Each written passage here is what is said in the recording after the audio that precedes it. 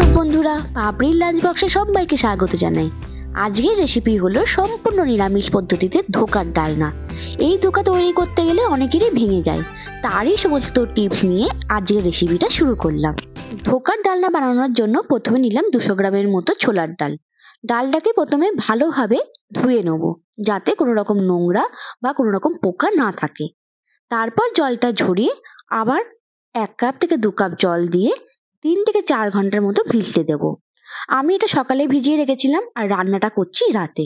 একটা মিক্সি বাটির মধ্যে ডালটা নিয়ে নিলাম আর 3 থেকে 4 টুকরো আদা, 3 থেকে 4টে কাঁচা লঙ্কা আর একটু নুন দিয়ে ভালোভাবে পেস্ট করে নেব।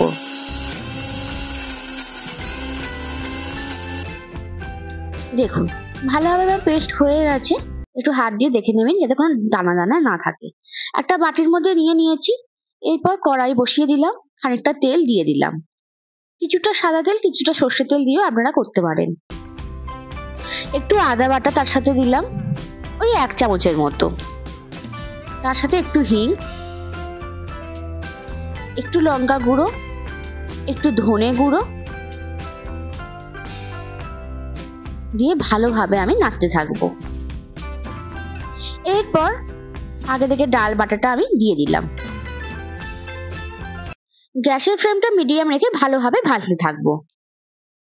এই সময় দিলাম 2 চামচের মতো চিনি। চিনিটা আপনারা আপনাদের স্বাদ মতোই দেবেন, তবে ধোকা একটু মিষ্টি মিষ্টি হলেই ভালো লাগে।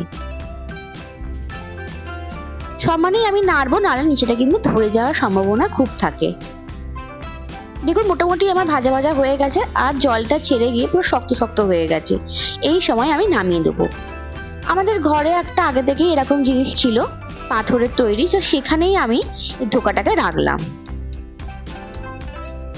এখানে আমার মাখতেও সুবিধা হবে, আপনারা চাইলে বড় কোনো থালা থাকলে সেখানেও করতে পারেন। একটু তেল দিয়ে আমি ধোকাটা ভালোভাবে হাতে একবার মেখে নেব ঠান্ডা হয়ে যাওয়ার পর। এরপর একটা খুন্তি দিয়ে খুন্তির মধ্যে একটু তেল লাগিয়ে এইভাবে আমি চাপ চাপ করে পুরো সমান করে নেবো চারদিকটা। এই কাজটা করতে সব থেকে বেশি সময় লাগবে, আর চারদিকটা গোল যাতে হয় আমি খুন্তি দিয়ে গোল ভাবে কেটে নেবো। একটা ছুরিতে একটুখানি তেল মাখিয়ে আমি আস্তে আস্তে করে লম্বা লম্বা ভাবে কেটে নেবো। তবে ধোকা ভাজার পর একটু ঠান্ডা হয়ে গেলে তারপরেই আপনারা এই কাজটা করবেন। শেষের দিকটা বা ধারের দিকটা একটু ভেঙে যেতেই পারে, সেটা নিয়ে কোনো অসুবিধা নেই।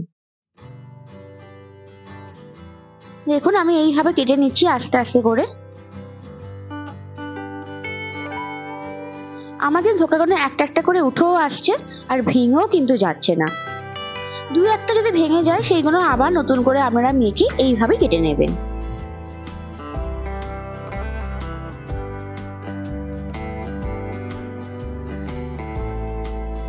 মোটামুটি সবকটা ধোকাই আমার পিস পিস করে কাটা হয়ে গেছে। 2-1টা আমারও ভেঙে গেছিল, আমি কিন্তু আবার নতুন করে মেখে ওইভাবে কেটে নিলাম।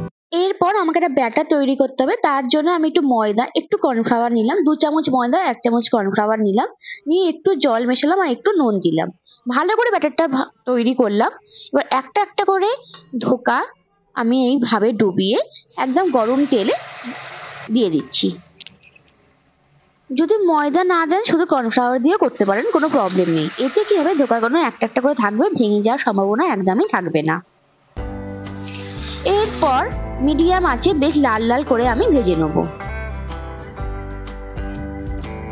ধোকা ভেজে নেওয়ার পর দেখবেন তেলের মধ্যে অনেক গুঁড়ো গুঁড়ো থাকে, এটা সানচা দিয়ে সেই গুঁড়ো গুঁড়োগুলোকে তুলে নেবেন। এতে পরে যখন রান্নাটা করব আমার রান্নাটা কালো হবে না। একে একে করে সমস্ত ধোকাগুলোই আমি ভেজে নিলাম। আমার মচমচেও হয়েছে, লাল লালও হয়েছে আর দেখতেও খুব সুন্দর হয়েছে। এইভাবে আমি একটা মিডিয়াম সাইজের আলুকে 2 টুকরো করে কয়েকটা আলু কেটে নিয়েছি। এরপর একটা বাটির মধ্যে পেস্ট তৈরি করে নেব। তার জন্য লাগবে 1 চামচ হলুদ, লঙ্কা, 1 চামচ ধনে গুঁড়ো, 1 চামচ জিরে গুঁড়ো আর একটু কাশ্মীরি লাল লঙ্কা গুঁড়ো।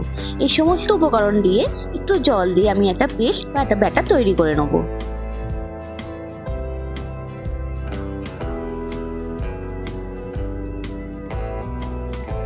তার সাথে আমার লাগবে একটু আদা বাটা আর 1খানা টমেটো টুকরো। তেলের মধ্যে আলুগুলোকে আমি আগে দিয়ে দিচ্ছি, ভালোভাবে লাল লাল করে আলুগুলোকে ভেজে নেব। আপনারা চাইলে আলুগুলোকে সেদ্ধ করেও ভাজতে পারেন। একটু হলুদ গুঁড়ো দিয়ে দিলাম আর একটু নুন দিয়ে দিলাম, দিয়ে ভালোভাবে ঢাকা দিয়ে লাল লাল করে ভেজে নিচ্ছি। আলু ভাজা আমার হয়ে গেছে। এবার কড়াইয়ে একটু তেল দিয়ে দিলাম একটু গোটা জিরে, দুটো শুকনো লঙ্কা, একটা তেজপাতা। আপনারা চাইলে যদি ঘরে থাকে একটু এলাচ লবঙ্গ দিতে পারেন।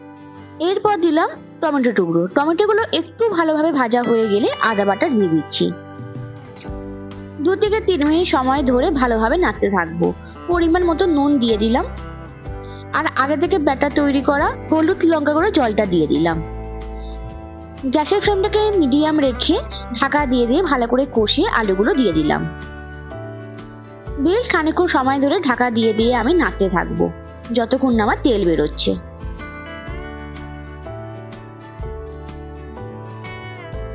এখন আমি কোনো জল দেব না, যেটুকু জল ব্যবহার করব গরম জলই ব্যবহার করব। কিছুক্ষণ পর ঢাকাটা খুললাম, খুলে 2 কাপের মতো জল আমি দিয়ে দিলাম। একটু ভালো করে নাড়িয়ে আবার ঢাকা দিয়ে দিলাম। 5 থেকে 6 মিনিটের মতো ফুটতে দেবো। এরপর আমি একে একে করে ধোকাগুলো দিয়ে দিচ্ছি। আলু একদম সেদ্ধ হয়ে গেলে শেষের দিকে ধোকাগুলো দেবেন আর সবার শেষে দেবেন গোটা গরম মশলা আমি বেটে নিয়েছি শিলে, সেটা দিয়ে দিলাম। ব্যাস, দিয়ে গ্যাসের ফ্লেমটাকে অফ করে আমি ঢাকাটা দিয়ে দিলাম। নিরামিষ ধোকার ডালনা আজ এখানেই শেষ করলাম।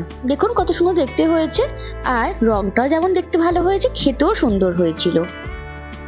আজকের এই নিরামিষ রান্না ভালো লাগলে চ্যানেলটিকে সাবস্ক্রাইব করুন, পাশে থাকা বেল আইকনটি প্রেস করে রাখুন, লাইক, কমেন্ট আর শেয়ার করুন।